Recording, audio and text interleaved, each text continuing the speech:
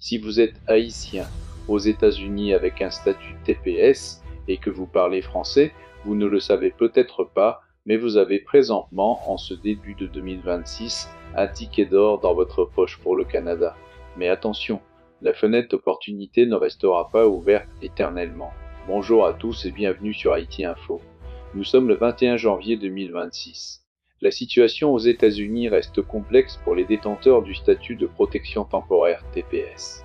L'incertitude politique est constante. C'est pourquoi, aujourd'hui, nous allons parler concrètement du Plan Canada.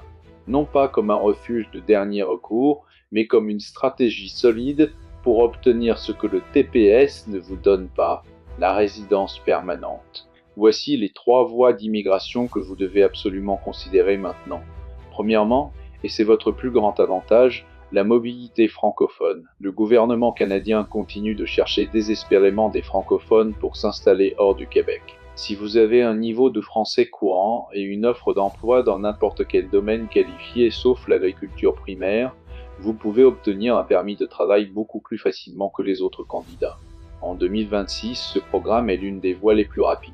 Il vous permet de venir travailler au Canada, d'inscrire vos enfants à l'école et d'accumuler l'expérience canadienne nécessaire pour demander votre résidence permanente au bout d'1 an. C'est le chemin le plus direct pour passer du statut temporaire à citoyen. Deuxièmement, l'entrée express et les programmes des provinces PNP.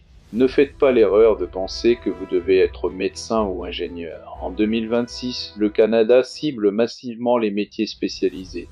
Vous travaillez dans la construction, la santé, les transports, la technologie.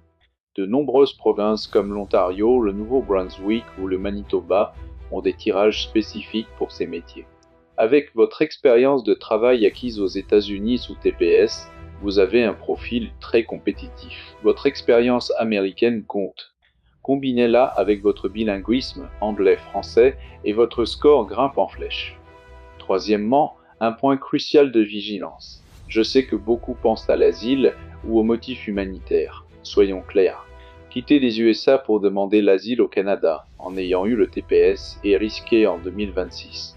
Les accords frontaliers sont stricts.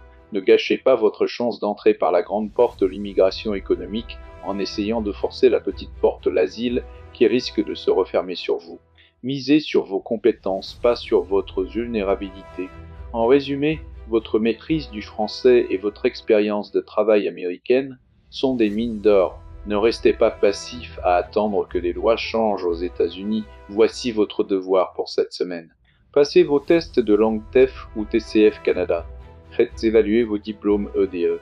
Consultez un consultant réglementé ou un avocat en immigration canadienne, pas un notaire. Prenez le contrôle de votre avenir. Le Canada est prêt, mais c'est à vous de faire le premier pas. C'était Haïti Info. Pour ne rien rater des mises à jour sur l'immigration, abonnez-vous et activez la cloche. On se revoit très vite. Courage à tous.